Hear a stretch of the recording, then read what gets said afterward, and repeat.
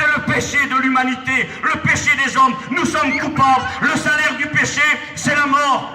Nous sommes condamnés. Nous sommes destinés à l'enfer éternel. Nous sommes séparés de Dieu. Alors Dieu dit, mais que ferai-je? Qui enverrai-je? Il va falloir un homme obéissant, un dos désobéi. Un homme obéissant jusqu'au bout. Jésus va venir. Et c'est en tant qu'homme qu'il est obéissant, obéissant jusqu'à la mort de la croix. Il va prendre notre péché sur lui, lui qui est saint.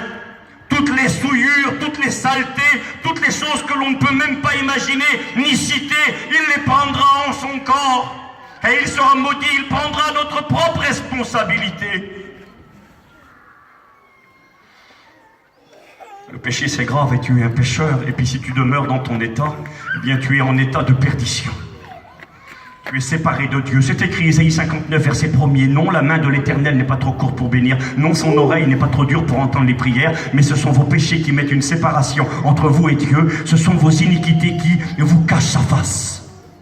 Le péché c'est grave, ça sépare l'homme de Dieu. Et ça amène l'homme en enfer. Mais Jésus nous aime, mais parce qu'il est bon et gentil.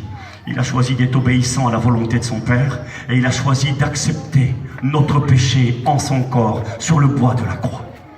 Écoutez le troisième clou qui tenait le Christ sur le bois. C'est un clou exceptionnel. Bien plus important que les clous de fer. J'ai marqué ça moi dans mes petites notes là. Plus qu'un morceau d'acier d'environ 8 cm. Ces clous-là sont plus précieux que l'or et le diamant. Et ce clou-là, c'est le plus grand. Seigneur, pourquoi la croix? Pourquoi es-tu resté sur la croix? Je suis resté parce que c'était la volonté de mon Père. J'ai été obéissant, d'accord? Mais pourquoi alors? Parce que l'homme est un pécheur. Et il faut que quelqu'un paye pour les péchés de l'humanité. Il faut que quelqu'un endosse la responsabilité, prenne la place des coupables. Et ce coupable doit être innocent, d'accord? Je vous demande quelques minutes et je vais finir. J'ai marqué le troisième clou qui est peut-être le plus grand, qui a motivé tout cela. L'obéissance, la sainteté du Christ, c'est extraordinaire. J'ai marqué le troisième clou, c'est le clou de l'amour de Jésus pour toi. Marqué comme ça, Jean 15, verset 13. Il n'y a pas de plus grand amour que de donner sa vie pour ses amis.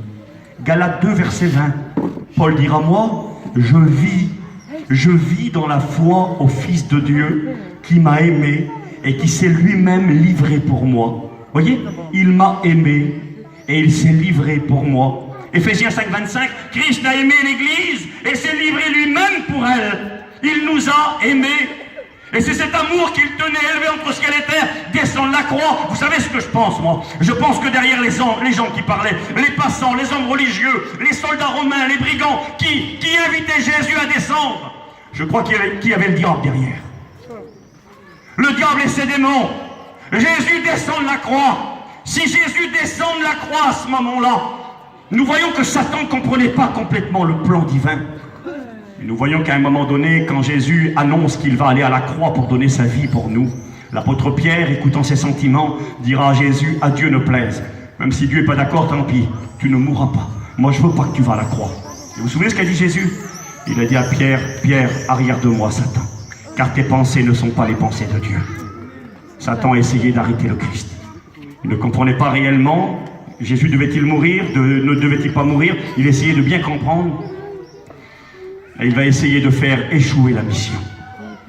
Et vous savez, mes amis, si Jésus descend de la croix ce jour-là, c'est fini pour vous, c'est fini pour moi. Le monde n'existerait plus depuis bien longtemps. Le salut était perdu pour tous. Mais le Christ, par amour, uniquement par amour pour toi, je ne sais pas si tu le réalises, le prix payé, lui qui est saint, qui est propre, va être recouvert de boue, la boue de ton péché, la boue de ta saleté. Je ne sais pas, de tes mensonges, de tes iniquités, de ta drogue, de tout ce que tu peux commettre qui n'est pas la gloire de Dieu, de ta méchanceté, de ton égoïsme, de tes colères, de ta haine, tout ce qui nous salit, tout ce qui est vilain, le Christ l'endosse sur lui. Il est obéissant, il prend mon péché. Et ce qui le motive, c'est l'amour qu'il a pour moi. Jésus a pensé à moi. Il y a de cela quelques années, aux États-Unis, dans le couloir de la mort, un condamné à mort américain qui attendait dans sa cellule le moment de l'exécution. C'était le dernier jour. Le lendemain, il allait être exécuté. Et puis le soir, il écoutait la radio, et je finis tout de suite. Il écoutait la radio et il a écouté un pasteur qui prêchait et qui citait ce verset de Éphésiens 3, verset 18, où il est écrit « Quelle est la largeur, la longueur, la profondeur, la hauteur ?» Et il parlera de l'amour du Christ. Alors il essayait de comprendre, mais c'est quoi ce verset-là que parle le pasteur? Il allait le lendemain être exécuté à la peine capitale sur la chaise électrique. Et puis il écoutait dans la radio, dans la cellule, le pasteur qui parlait de la largeur, de la longueur, de la profondeur et de la hauteur de l'amour de Dieu. Mais qu'est-ce que ça veut dire ça? Il ne comprenait rien. Et puis il était en train de se casser la tête, c'était terrible, le Saint-Esprit était en train de lui travailler. Il était en train de réfléchir. Et puis tout d'un coup, il regardait sur le mur de sa cellule et il a vu l'ombre des barreaux.